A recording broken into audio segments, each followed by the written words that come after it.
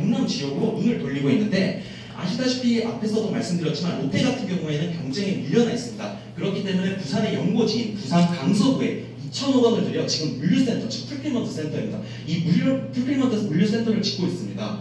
그리고 조금 더 이제 부산의 물류에 대해서 말씀드리겠는데 부산 같은 경우에는 1965년 이제 이후부터 계속해서 물류가 발전해 왔습니다. 그리고 부산, 울산, 창원 등 약 600만 명의 인구가 살고 있는데 사실상 현재 풀필먼트의 역할하는 센터, 즉 소비자들을 위한 센터가 존재하지 않습니다. 그러나 아시다시피 물류센터를 지을 수 있는 곳은 엄청나게 사실 확보가 용이되어 있는 상태입니다. 그러면은 국가물류통합정보센터에 부산 지역에 과연 어떤 물류 창고들이 지금 설치가 되어 있는지 봤을 때 5가지 창고 유형이 있는데 보세창고, 수산물, 육류, 식품, 물류시설입니다. 각각의 이런 창고들은 각각의 법률에 따라서 지금 보시는 바와 같이 엄청난 면적에 해당하는 창고들이 있고 그 창고 개수만 하더라도 정말 엄청나게 많은 것을 확인하실 수 있습니다.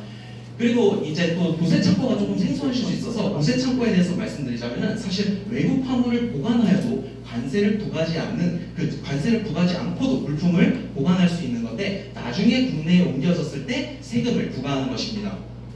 이번에는 부산의 물류단지에 대해서 말씀드리겠는데 부산의 물류단지는 유일하게 단 한 곳, 감천항에 있습니다. 그 면적은 20만 제곱미터이고 입주율은 100%인데 이 물류단지가 단 하나만 이은 이유는 그 물류단지가 개발되는 데만 하더라도 11년이 걸립니다. 그리고 또한 이 물류단지는 시도지사나 국토교통부 장관만이 지정할 수 있게 되기 때문에 그만큼 오래 걸린다는 것입니다.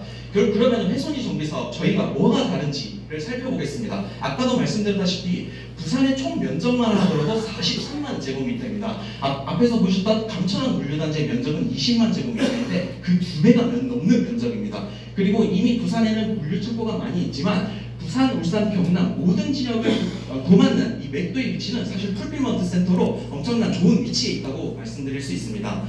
그리고 앞에서 말씀드렸던 롯데 같은 경우는 그 풀필먼트 센터를 짓는 곳이 연면적이 42,000제곱미터인데 저희 회손지 정비 사업의 면적은 그 10배가 넘는 면적이라고 말씀드릴 수 있습니다. 즉 기존의 물류 창고를 많이 있지만 맥도 같은 경우에는 부산 300만, 창원 100만, 김해 50만 등 소비자들을 위한 라스트마일 풀필먼트를 할 수 있는 최적의 위치라는 것입니다. 동시에는 또는 미래에는 화물 자율주행을 통해 수도권 터미널까지 즉시 배송이 가능하게 되는 것이고 이렇게 된다면은 이커머스의 최후의 승자는 저희가 되면서 저희 사업단의 역할은 사실 그 단순히 토지 창고를 빌려주는 임차의 개념을 하는 것이 아니라 건축주 분들과 함께 라스트마일 풀필먼트 센터를 라스트마일 풀필먼트 센터, 즉 도시물류 사업을 함께 영위하는, 즉 여기에 보이는 것 같은 대기업 화주분들과 함께 사업을 진행하는 것입니다. 그러면 여기서 궁금하실 게 풀필먼트 센터, 즉 창고에 대해서 수익이 얼마나 나는지에 대해서 정확하게 좀 분석을 해봤습니다. 지금 주요 이커머스 플랫폼 같은 경우에는 대표적으로 아까 네이버 NFL이라는 곳인데 파스토에입니다. 파스토에는 팔레트 하나당 하루에 1,000원에 해당하는 보관료를 받고 있습니다. 그리고 이어서 롯데크로스 쿠팡인데 쿠팡 같은 경우는 60일 이전에는 보관료가 무료이지만 61일에서 90일 사이에는 하루당 3,000원, 91일 이후에는 하루당 5,000원의 보관료를 받고 있었습니다. 스마일배송 신세계 같은 경우에는 원래 보관비가 하루에 1,000원이지만 그 회전율에 따라 5,000원씩 받고 있었는데 여기서 중요한 거는 만약에 저희가 창고를 지었을 때 렉을 얼마나 설치해서 보관을 얼마나 하냐는 것입니다. 그렇기 때문에 저희가 직접 견적을 내보았는데 여기서 나오는 계산이 중요한 게 아닙니다. 결국 얼마만큼 창고에 렉을 설치할 수 있으면서 저희가 보관료를 받을 수 있는가 보았을 때 결론적으로 직배송 터미널 시설 20%를 제외하고 통로 시설 50%를 제외하고 결국 렉 설치 면적이 30%라고 가정했을 때 저희가 타당성을 계산해 본 결과입니다.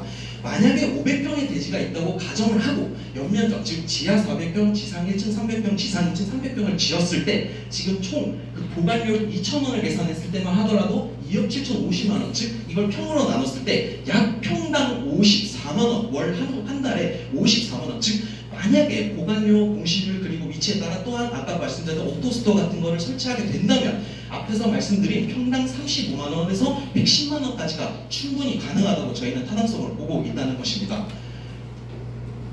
그렇다면 아까도 대표님이 말씀해 주셨지만 그러면 결국 이런 수익, 그 부동산 임대업일 때는 결국에는 물류창고를 단순히 지어서 건물을 임대한다면은 임대소득세입니다. 임대소득세는 종합소득세로 결국 최대 45%의 소득세를 내게 되는데 대표님이 말씀하시듯이 창고업을 하게 되면 개인 사업자이기 때문에 세금이 반으로 줄어들게 되는 것입니다.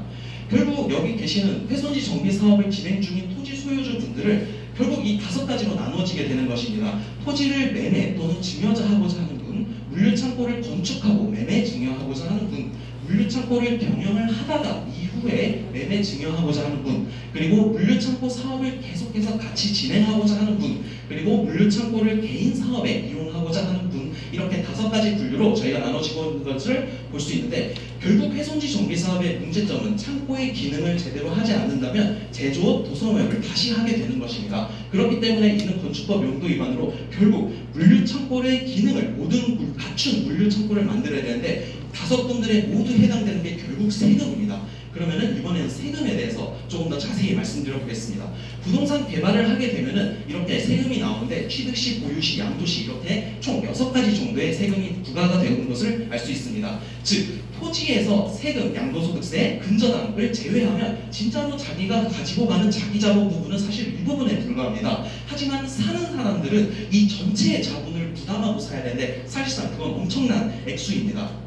그렇기 때문에 부동산은 결국 쉽게 사고 팔 수 있는 것이 아니고 땅은 쪼개서 필요한 만큼만 팔 수가 없고, 그러다 보니 결국 부동산은 현금성이 떨어지는 것입니다. 그렇기 때문에 부동산을 법적으로 동산화시켜서 자기 자본의 부분만 가지고 교환할 수 있는 방법이 있는데, 그것이 바로 개인 사업자의 법인 전환 그리고 중소기업 간의 통합인 것입니다.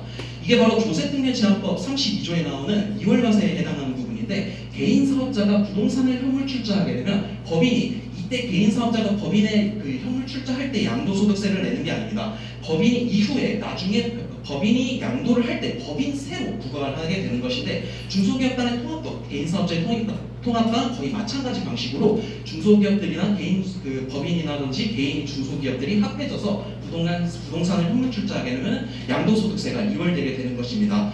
결국 만약 A 부동산을 판다고 가정했을 때 모든 부분의 합한 가치를 가격을 측정해서 판매해야 되는 것이 맞지만, B와 같이 양도소득세를 고정하고 근저당을 제외하고 자기 자본만 가지고 교환을 하게 된다면 그만큼 쉽게 사고 팔 수 있는 상태로 변하게 되는 것이고, 결국 이러다 보면은 부동산을 동산화하여 안정성, 수익성, 환급성 및 즉 세테크가 가능한 최고의 방법이라고 저희는 준비해놓고 있습니다. 감사합니다.